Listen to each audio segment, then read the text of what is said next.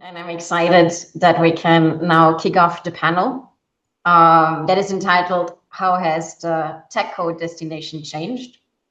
So we're basically looking into what the industry has achieved, also departing from that vision that some companies rather wanted to become more of a techco. And we're also looking into future trends to see what's next. So before we do that, quick introduction. My name is Verena Weber. I am the director of the BEREC office, which is a European Union agency, and we are providing professional and administrative support to BEREC, the European body of regulators for electronic communications, which is composed of all the European telco regulators. And the main idea is to contribute to the development and the better functioning of the internal market for communication services.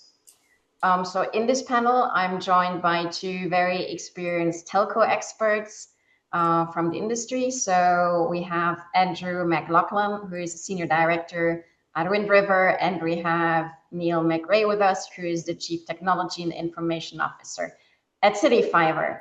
Andrew and Neil, could I turn over to you both to quickly introduce yourselves and to the audience before we kick off the discussion? Neil, you first. I just did an intro a while back.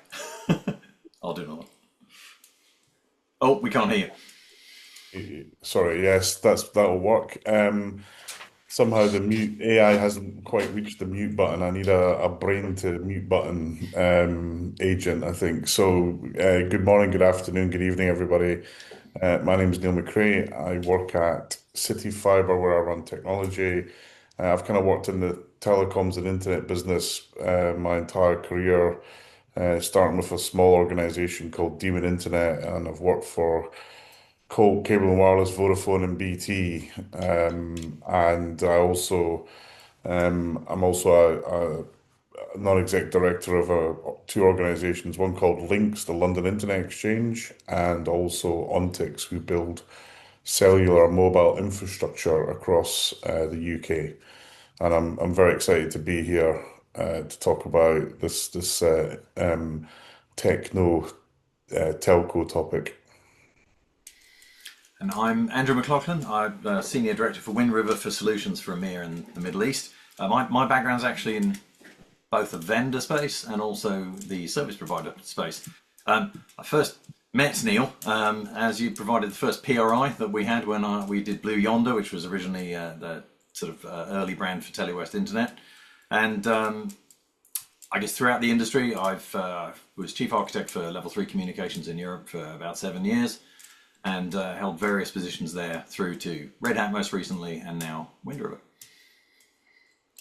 Excellent. And also for our audience, so we'll kick off the discussion now, but if you have any questions that you want to address to us, don't be shy. We will monitor the questions that are coming in and wave them into our discussion. Now, let me leverage on both of your experience and ask you, if you look at the past decade and the telco sector, when you look both at, what has the sector achieved in connectivity, but also, let's say, in financials, right?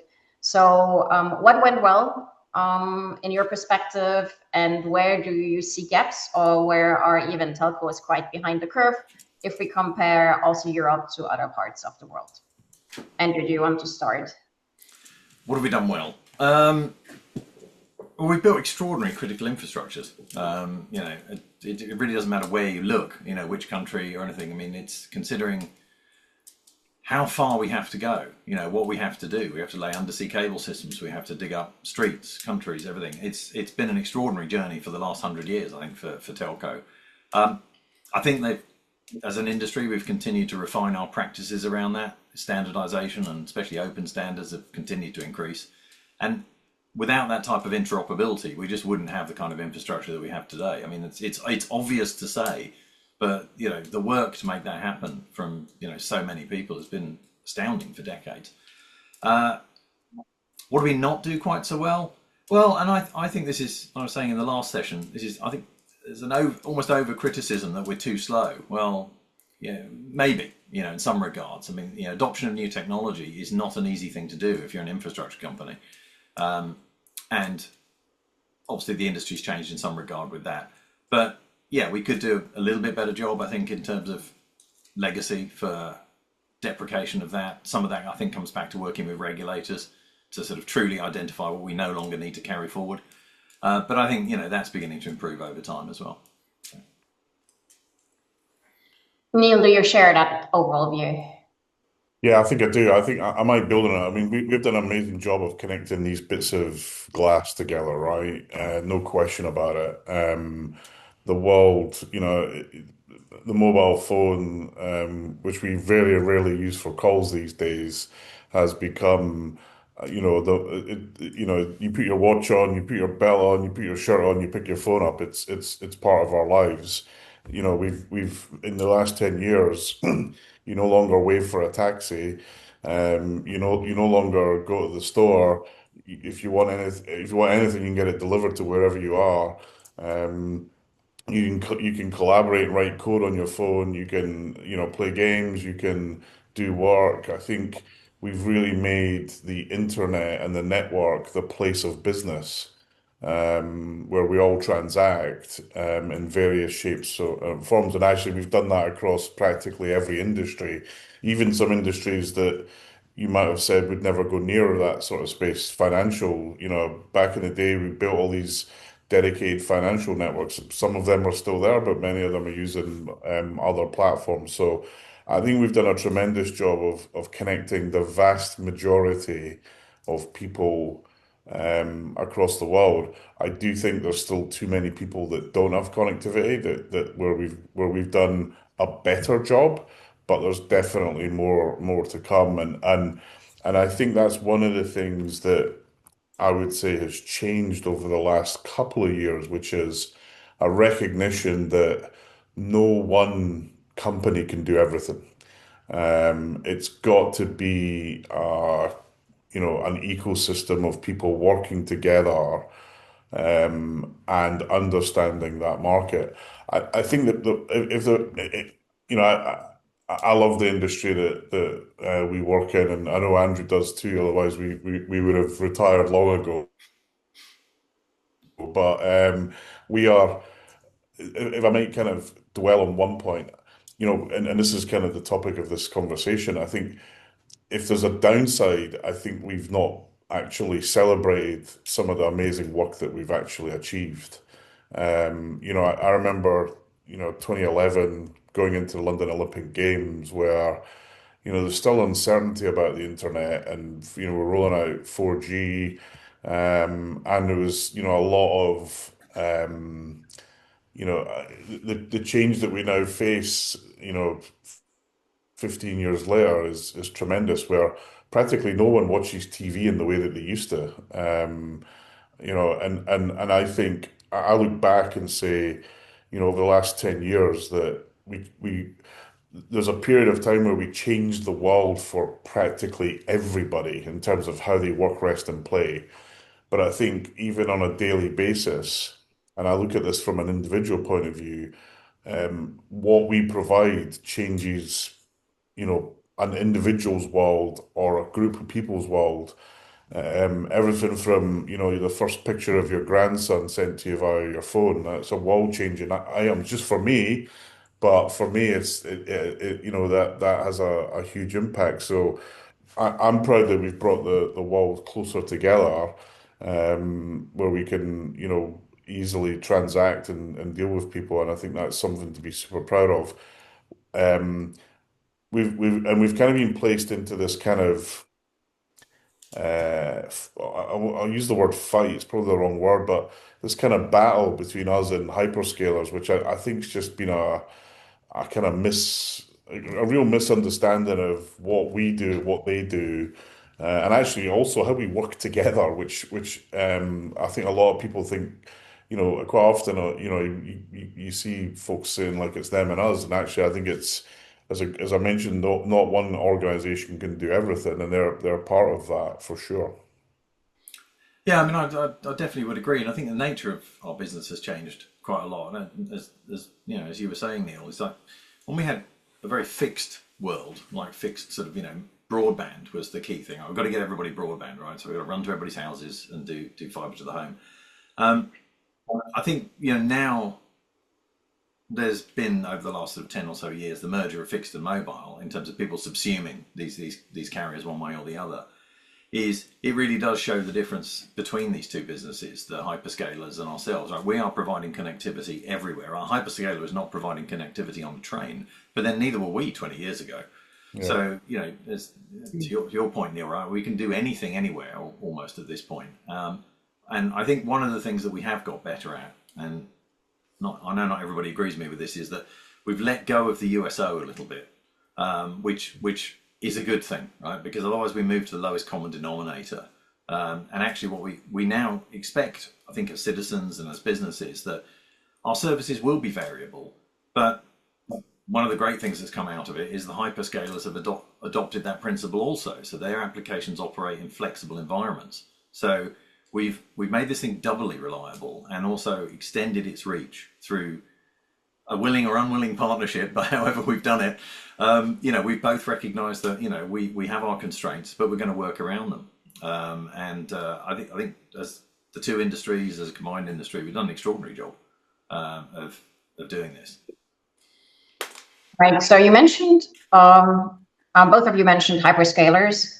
And Andrew, you said like an area where we probably should work more on is USOs, and also, when we determine like the quality we should provide, because as you said, like often, the quality parameters that we are having for USO obligations are quite low, right?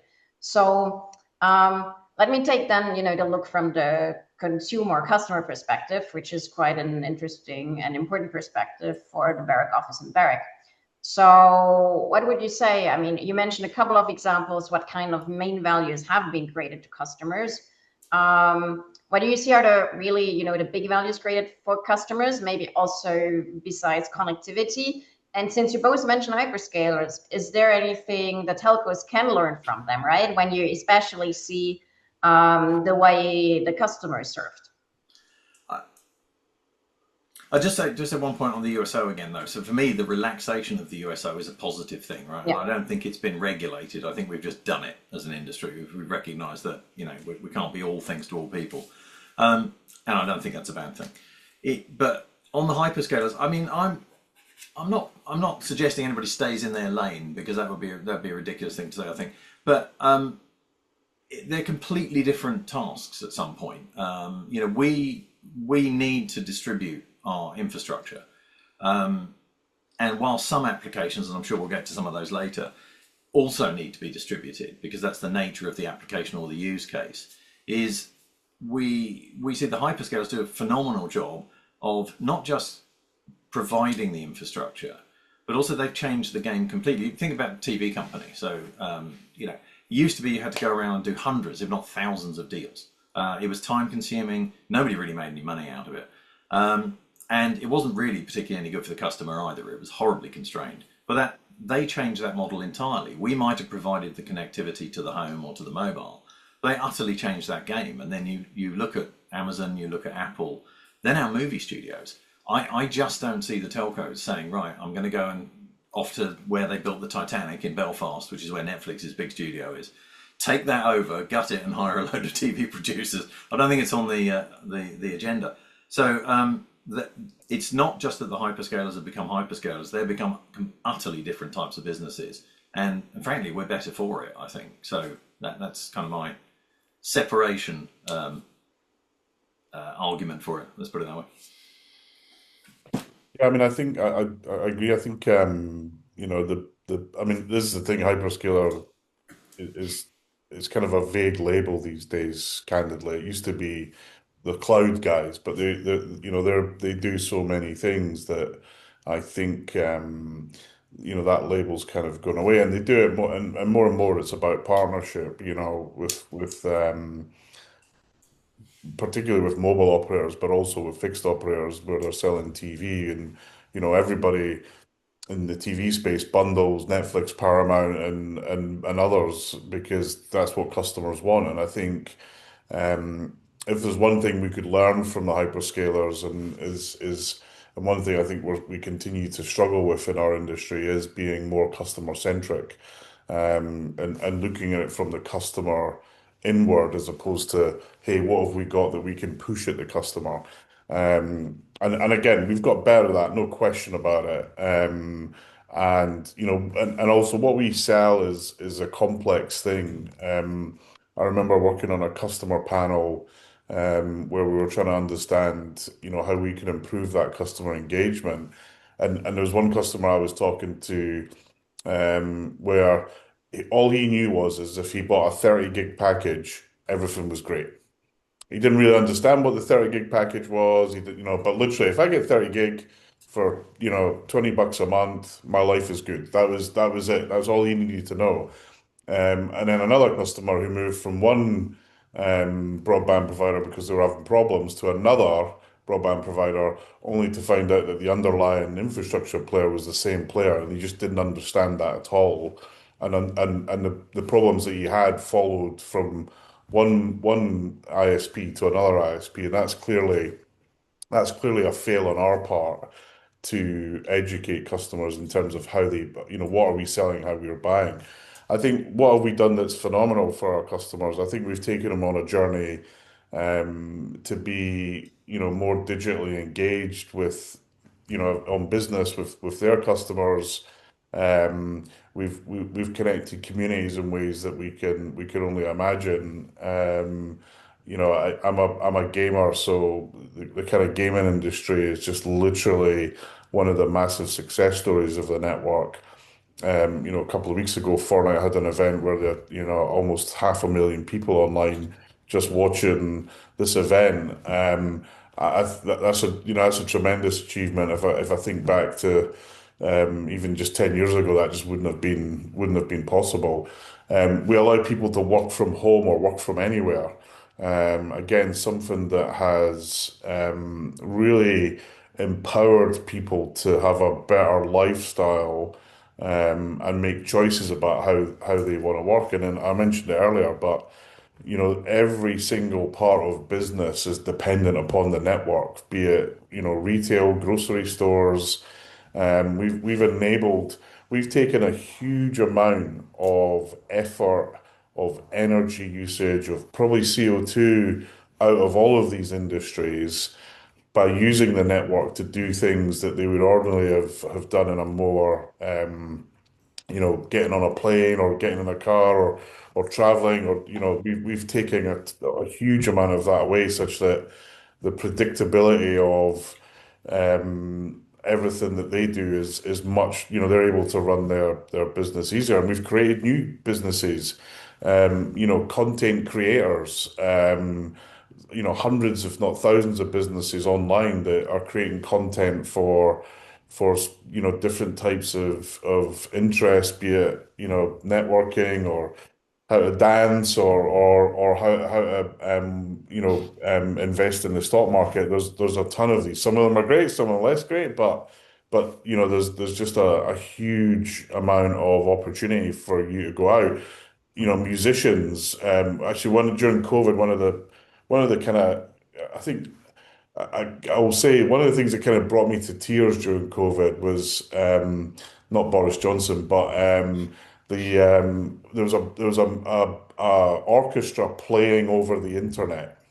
About 20 or 30 different musicians playing and singing, just things that just were just unbelievable that you would never have seen without the network. We help kids the network is helping kids at school learn how to code, learn how to build things. So I think we bring all of these things. We don't bring them ourselves, but we bring them with our partners and with our customers that want to offer these services over the internet as well. So I think that side of it is huge.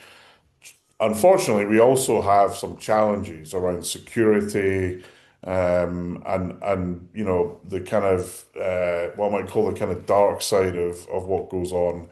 But again, I think we're getting better at providing, an internet that's safe for everybody, Again, that's a collaborative effect with telecommunication operators, with hyperscalers, with anybody who uses the network, and with the end customer and users of the network. We're doing a much better job of that. And I think from my perspective, yeah, there's still more to do on that.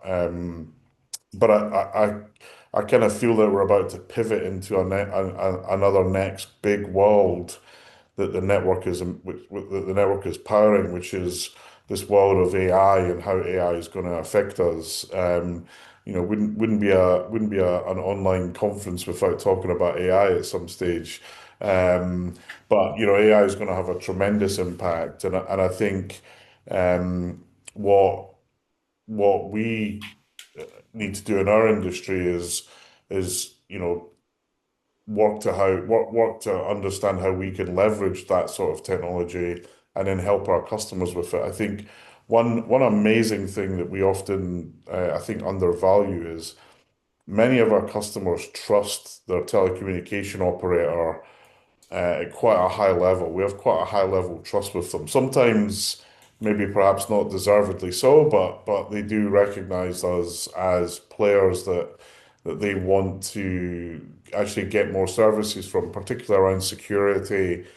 The trust level with telecommunication operators is high, and I think we're underusing that in how we engage with customers today. I think that's a very good point. I mean, we are first point of contact for most people. I mean, they're taking, if it's not necessarily physical, it's pretty close to it. Radio to them is almost the same as physical now, and that interface, and I don't mean the physical interface, but that interface is very well defined, like between us and our customers. And I agree with Neil. It's like on top of that, they can then build other trust mechanisms to trusted applications or trusted compute services. Now they may be on net or off net to us, but we can maintain that relationship and that set of reliability and sort of trust model. It's quite a unique place to be actually, because we're not OTT by nature, and so it is a very different relationship that we must have with our customers. Right. So you both mentioned like a lot of different use cases on how people and businesses use their connectivity at the moment. So I guess we can also safely say that those cases are increasing more and more. I mean, obviously, we looked at this part, right? But there's also all the industrial part, like connecting more sensors, thinking about our energy grids. Then I think, Andrew, you mentioned autonomous driving before. So I guess it's fair to say that the demand for connectivity, for any form of connectivity, be it mobile, fixed, satellite, continues to grow. At the same time, we live, unfortunately, in a world, I mean, Neil, you touched on it, where security and the security of networks is becoming clearly more important. Network resilience. I mean, my office is based in the Baltic countries. So we see quite some shocks when it comes to the resilience and the security of our communication networks. Now, let's look a bit, at the trends ahead, and let me start maybe with the mobile part. So obviously, like 5G is being deployed more and more. We see 5G standalone. So I think there are quite some differences across Europe and how far countries are. I think Spain is probably one of the most advanced countries also for 5G standalone in more rural and remote areas. At the same time, obviously, this comes with some investments for the operators. And we are in 26, so we're not that far away, from the development of the 6G standard. So I'm quite curious to hear from you, so how should the European telcos best position themselves, in this race where we talk about 5G, 6G, where security is an important component, and what business model could fly, right? Because we often hear that basically, obviously, you need to monetize basically the innovation as well. So what's your take on that one? Well, it's an interesting one, because the beginning of your question is about, I think, kind of change in political circumstances and generally, but I think it's not just the politics as well. We've seen seismic shifts in disasters and all sorts of other things. It's all a bit doom and gloom, but I think it's given us an unfortunate reminder that, I know this is a bit overused, this term at the moment, but the sense of sovereignty, right? That we must actually be able to stand alone. No pun intended with 5G. Is that it is critical as national infrastructure that it is self-sustaining, right? And I think we kind of forgot that just for a moment, I think, over sort of a decade in the enthusiasm to have everything globally connected. But that I think, again, this is where telcos are very well placed, in fact, perfectly placed to do this, because they are physically present. They do at that point, or they can, at that point, can not easily, but quite robustly cover off what we need from, GDPR, cybersecurity, and all of the other legislation, even CRA that's coming out now, which has its own regional impacts. We're very well placed to be able to do that. We understand the countries that we live in. We understand the regulations. And I don't see it as going back to the classic walled garden approach where you need a special PIN code so that you can escape your network. I see it as an enhancement of where we are today. We'll have global services that offer, one distinct set of services, and an overlap into a more set of sovereign services to meet those needs that have probably always been there, but we've just had a bit of an unfortunate reminder that we also need to provide them to our customers. And I think also not discriminate, but sort of delineate between the two. What are those different types of services? What do they offer? Yeah, I mean, and I mean, I think sovereignty for me is knowing where your risks are, and because I've seen operators. Oh, we've launched a sovereign service that's based on practically every component of it is outside of the UK, and you've got obviously political sovereignty, you've got operational sovereignty, you've got even supplier sovereignty, and it's actually it's quite a challenging thing to do to get it right. But I think boards are asking the question around actually, if I'm deploying these services, what are my risks around it? It's probably something we should have been thinking about sooner, candidly. But it's good that we're thinking about it now. But I think that will help reinforce the use of the network and network technology and the internet and online in a helpful way. I think when it comes to infrastructure rollout, I think we've seen all extremes. China is 100% 5G SA, 1.5 billion 5G subscribers.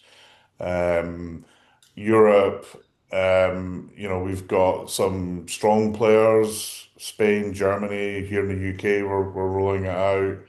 But we've got some markets that are not quite there yet. Poland, Belgium, I think most of Eastern Europe are kind of catching up.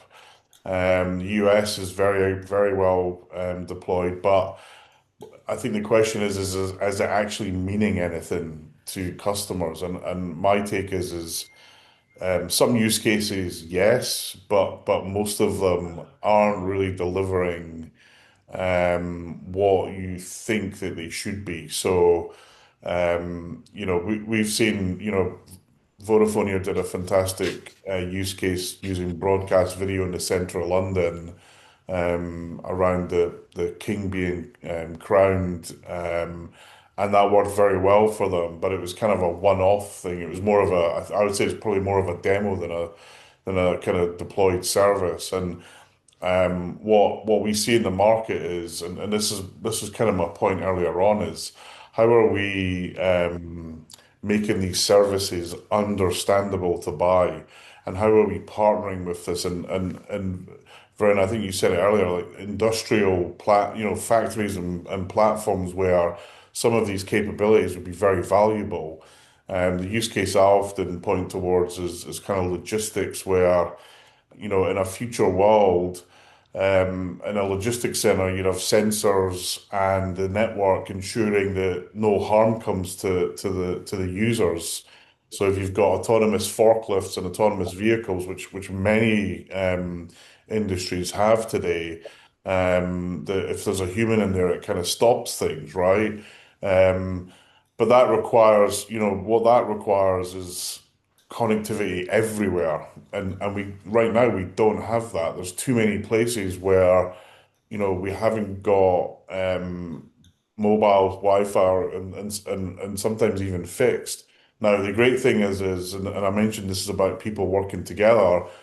Satellite technology has kind of moved on, with things like Starlink, where there are some choices around augmenting that connectivity. It's great for outdoors, not so great for the underground car park.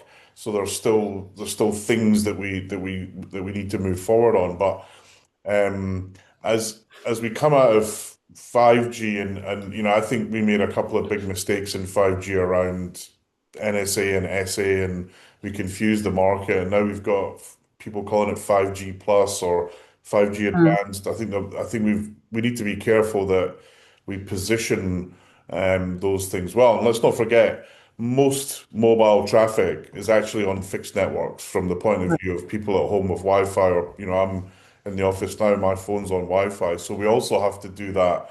How do we crack that indoor part? Because that's something that hasn't really been as joined up as it should be. So as we pivot into 6G, I think there's a lot of operators out there saying, okay, how do I actually, when we've had probably not the best outcome from 5G and 5G SA, how do we ensure that we start to really move to an infrastructure that's going to enable that?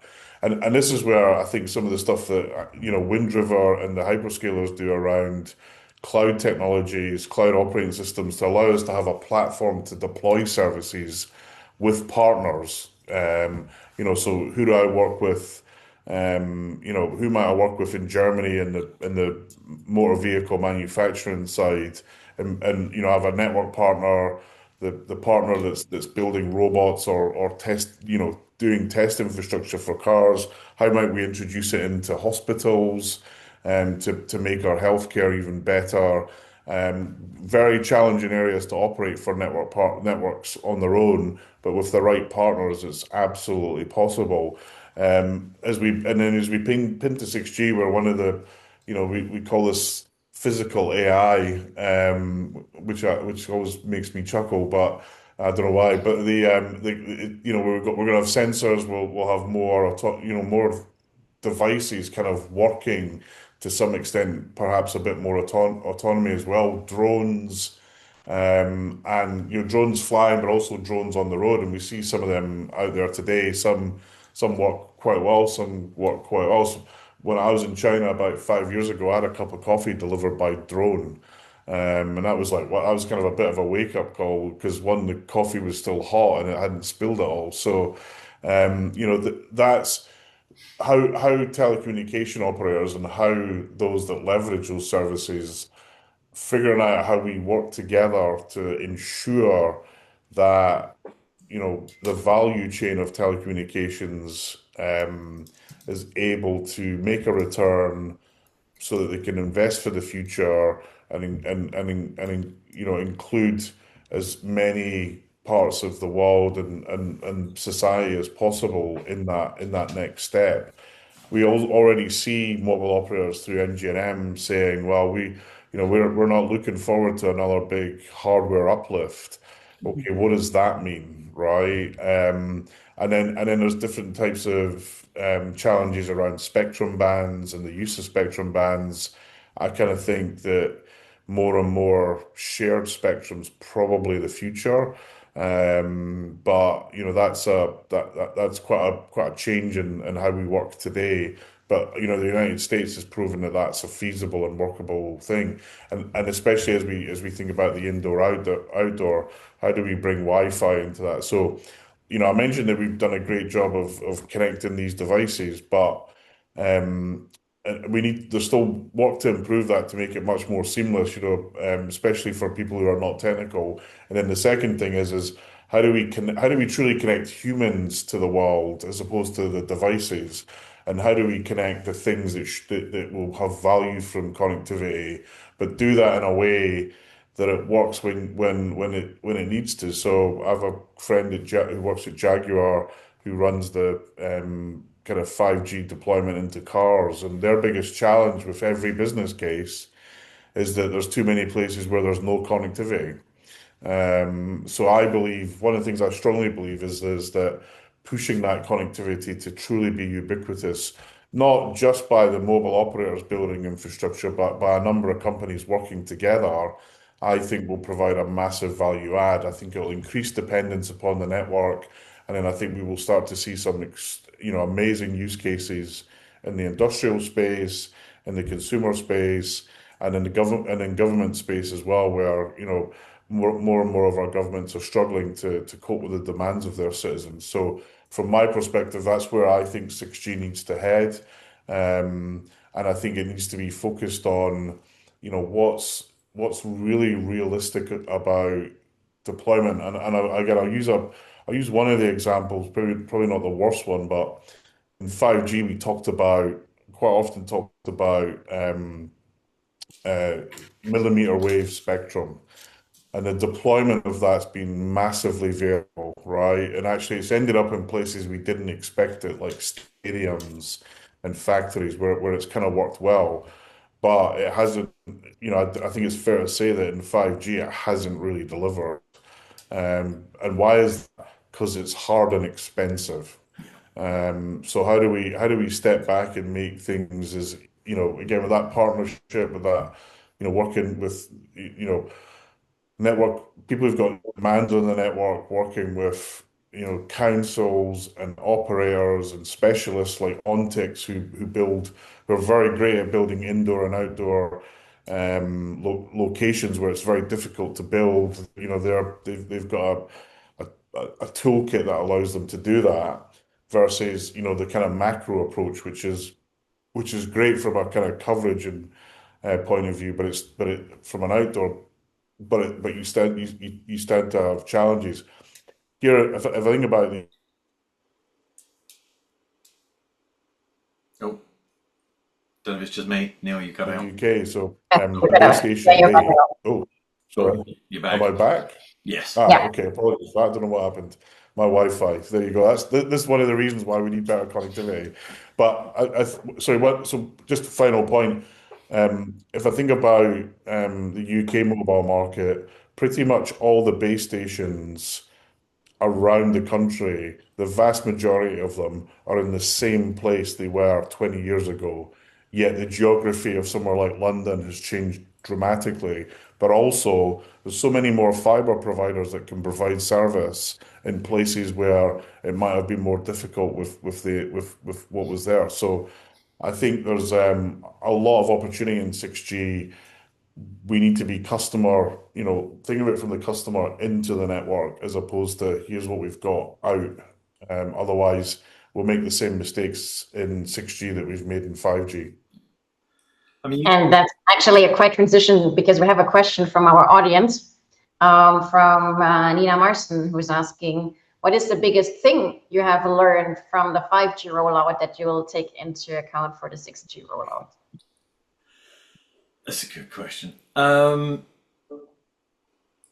I may, I'll take it back to 4G. I was in the last session. I think the really big changes seem to come every second generation. If we measure 3G to 5G and what you can do and what you couldn't do, right? It's an enormous enabler for applications and opportunity. And I think 5G to 6G, just in my opinion, 5G's taught us probably what we need to do for 6G. As Neil said, right, we need to re-examine, where are our radios? Where's our connectivity? What are we really trying to do here? But I think, it has by definition and by standardization moved us into more of a cloud native world. And 5G is our first real sort of dip into that. And I think there is a lot to learn there in terms of how we've rotated applications in and out. That infrastructure is now a cloud native infrastructure upon which we can put 5G, 6G software services. Clearly, the physical remains the physical, right? The radios aren't. We have software defined radios, but you still need an antenna somewhere. But I think it's that learning that we've got from 5G to 6G that's the most important part. ROI, I think that will probably come a little bit later. Hopefully, as through what I see as a shared services model. It's kind of, you've got shared spectrum, as Neil just pointed out.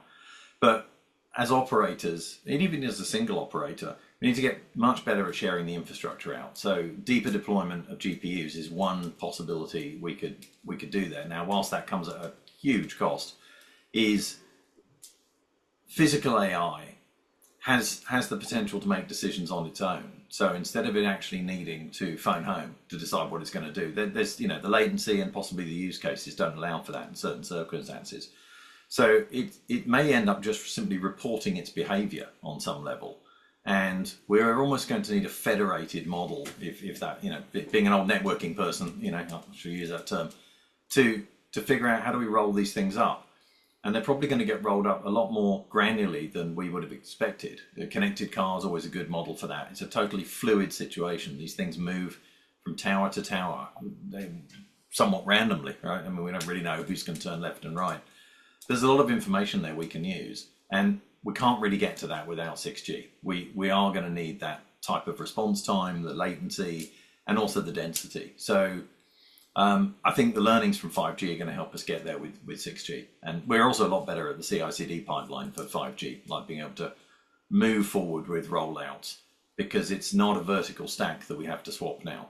It's about making sure that what we deploy is robust, is fully tested, and and also is replaceable. Frankly, I think we've got to build that in now, rather than we were almost building for legacy, expecting to keep it there until eventually either the box died or the regulator told us we could turn it off. We're moving away from that world with 5G into 6G, I think. Yeah, well, I mean, what I might take, I led the rollout for 5G for the incumbent here in the UK.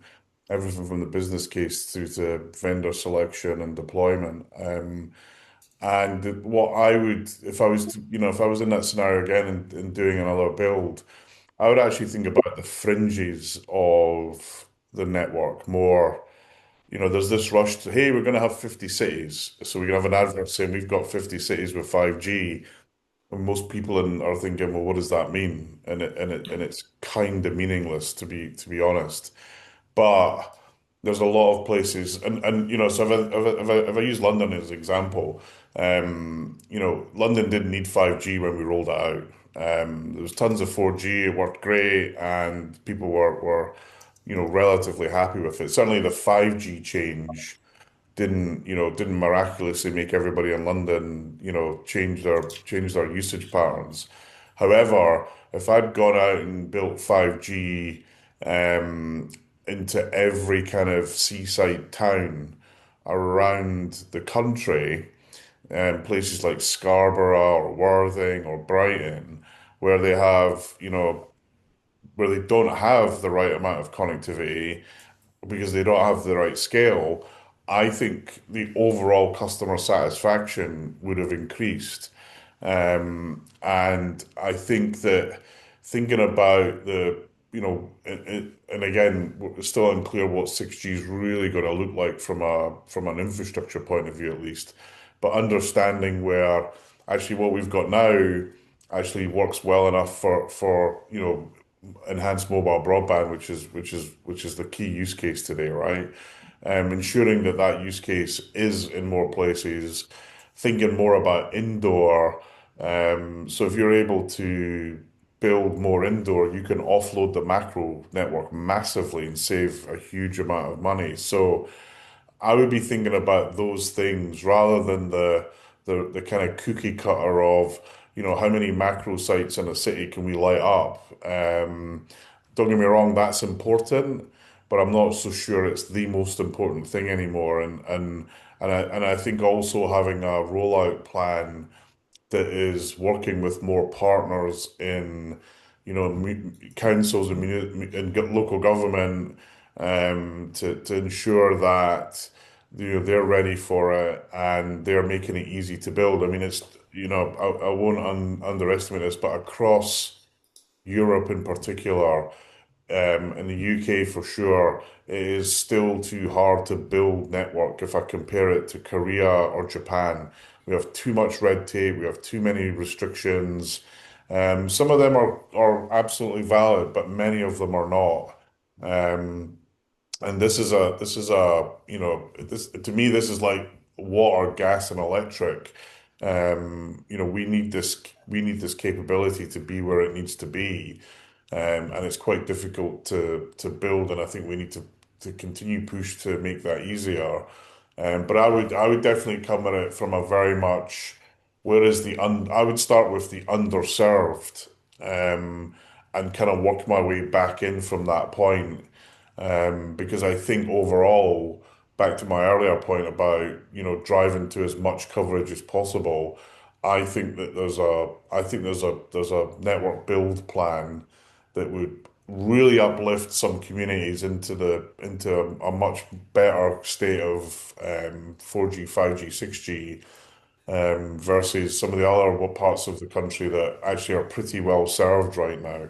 So that might be one thing that I think differently about. And I'd also be thinking differently about handsets and devices. How do we get more than just phones online?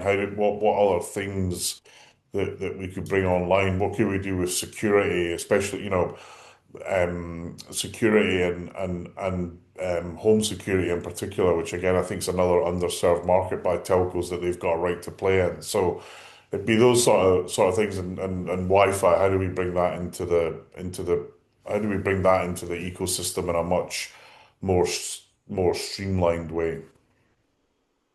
Talking about the underserved and also the rollout of the new generations of mobile, let me throw satellite in the mix, especially LEO satellite services. So what we see on the one hand is in Ukraine, tests at the moment are underway for directly satellite to device services. As far as I know, they are quite successfully testing this already with Starlink on Android devices. So that's not like something for the future. It's happening right now. And they communicated about it about a week ago. At the same time, we see the same company telling investors in the US that they could imagine, becoming quite a vertically integrated operator, I would say. Where do you see satellites, in all this mix? It might not help with indoor connectivity, but what's your vision? How will this shake up the sector? Well, it's interesting to bring up this with Ukraine, because I learned something a couple of weeks ago I didn't know, which is there's no 5G service in Ukraine, and there's really no intention to build one, is my understanding, and that Starlink is predominantly the service. Now, clearly that is also for unfortunate reasons, right? Building infrastructure at a time of war is very difficult. But it's extraordinary that the service is there, because it's obviously serving the citizens, it allows them to get access to information and everything else they need. I think, then you next mentioned the US, is that I think, I'm not an expert in satellite, so my stuff is fairly anecdotal, but it is difficult to service places where there is a very large geographical area to service. And, running long hauls of cables is extremely time consuming and incredibly expensive. And the US has had very good satellite coverage for many, many years. I lived in Colorado for a long time, just at the point where it was all beginning to get switched on for residential satellite. And as Neil was saying about connectivity, it was an absolute game changer for people who lived literally up the side of a mountain. Were suddenly able to work from home or talk to a doctor or do things that really did change their lives. So I think it's got a tremendous part to play in it. I think for emergency service coverage, where we may have ground-based issues, and we see this obviously. I haven't held up my phone yet, so my turn, right? So we see this with this is I can get satellite connectivity on here if I break down the middle of nowhere, right. And that is it's not just a good service; it's actually quite reassuring that my kids will have that. Anybody else in need would have that. So I think it's got a huge part to play in providing a different type of coverage and giving us, it's not the same, but a very ubiquitous method of comms. And some of the use cases I'm seeing coming out of things like the police and the ambulance service is around first responders, right? How do we use connectivity, either virtually to give you a first responder, which there are examples of people wanting to demonstrate with drones as first responders, and that is going to be a combination, I think, of satellite, of radio, and of general ground-based services. So As I don't have that much experience in this area, but I'm seeing an awful lot of very interesting and I think very productive use cases coming out of this. Yeah, I mean, so I started looking at this, I want to say 5 or 6 years ago,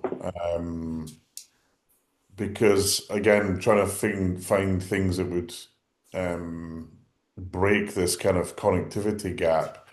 I actually went, there's a really big satellite event that happens in Washington every year. And I went to it, and it was very, as you might imagine with satellite, it was very kind of military focused, because that's one of the biggest uses of satellite is in the kind of warfare theater. But there was, more, there was a little bit of commercial and other uses, lots of things around logistics and tracking things. And then, there was a Starlink was starting to come live, and although they weren't at this event directly, there was a few, well-placed adverts, if you like. And what we were seeing there was actually a big disruption of that industry. The satellite industry has kind of been almost undisrupted for a very long time. A few technology improvements, but overall, not a huge amount of change. And of course, Leo's really challenged that, and certainly Starlink have absolutely challenged that. There's other players in that space as well, but I think are perhaps struggling a little bit more at this time. But there's two aspects of that. There's one, direct to device connectivity for messaging and emergencies. I think that's going to be great. I don't think it's a solution for broadband for sure. The Leos, I think, is absolutely, I think, as Andrew rightly pointed out, you got masses of, if I think of the UK, we got Wales and Scotland, where there's just parts of the country that are never going to have fiber built to them, because the challenge to do that, and more importantly, the demand for it is very variable. And this is where satellite connectivity, I think, will really shine. But also right now, Starlink in particular is being used as a gap as fiber and other improved connectivity gets rolled out. So in the UK here, the south of England, Starlink had to stop selling there because they ran out of capacity. And that was plugging a gap that really should have been plugged by fiber. And in fact, a lot of it has now been plugged by fiber build. Fiber is the key technology. Every premise should have fiber to it. But there are, again, if you think farming, if I want to use digital capability to track assets, sheep, cows, and things like that, the mobile network's not the answer for that. It's not going to have the right coverage, and that's where something like Starlink can play a massive part. Again, and transportation, so aircraft and sea, another opportunity for satellite connectivity I've been on a airplane with Starlink down in Yeah. Australia a few years ago, and it just made that whole journey a totally different experience. So I think satellite has a massive part to play in this. The Leo, both the non-Leo and the Leo, I think have got parts to play. I think it goes back to the world of how do we bring that non-terrestrial stuff into the ecosystem? How do we adjust the standards? There's lots of work going on that both in 5G and 6G, which is great news. How do we, I think the other question is how do we price it, and also how do we use it for things that add value, tracking of assets I mentioned earlier on, and other safety approaches, and Andrew mentioned blue light services. I think that's another massive use case, with the right linkage into the kind of core of the network. So for me, again, I see satellite as an absolute key part of the next 5 to 10 years of telecoms evolution. And I think it's, if you'd said to me 10 years ago, satellite, I would have kind of chuckled, I think, because it was kind of locked in a very specific set of use Yeah. cases. But I think there's been a lot of fantastic disruption, that is getting people connected. partly because maybe we as telcos need to do a better job in connecting them with fiber and 5G. But also there will always be some locations where that it's very difficult. You know, I've got a friend who lives on a canal boat. He's never going to have fiber, right? So that makes an amazing, a great choice. Um, I've got a Starlink that I take on a holiday with me. Tiny little one. Runs on battery, you fire it up, and you've got 100 megabits per second. I'm a workaholic, so I'll be like dialed into Teams and from wherever, and it just works. And you can get you can get the same. This is the thing about something like Starlink. You can get the same level of service anywhere around the world, and that in itself is a massive differentiator because again, some parts of the world there still isn't the right level of connectivity. I think the other thing I just wanted to bring in that's linked to this, which is wireless in general. You know, we think of wireless as the mobile network and Wi-Fi. There are a bunch of other wireless technologies that we should not be overlooking. There's way better fixed wireless access solutions from companies like Tarana that will empower deployment in hard to build places, and potentially work with satellite connectivity to connect people in a very scalable way. Quite often we just think, hey, the mobile network's there, we use that for FWA. It's not a great use of the mobile network. Don't get me wrong, it works, but it's an expensive way of delivering connectivity, from my perspective, an unsustainable way if you're thinking about fixed wireless access. So, it reinforces my point earlier on, Verena, that all of these all of these capabilities, that the most successful network operators will be those that are able to thread all of these capabilities together as a solution for their customers, be it in home, business, or in government or otherwise. And I think this is a fascinating conclusion of our panel. I think we could go on for hours. I guess we could have another session on, AI and the role of AI in telecoms and telecom equipment. But I see that we're out of time. So with that, I would really like to thank our fascinating panelists for this discussion. And I hope we have more of those to come. And with this, I'm handing over to Annie.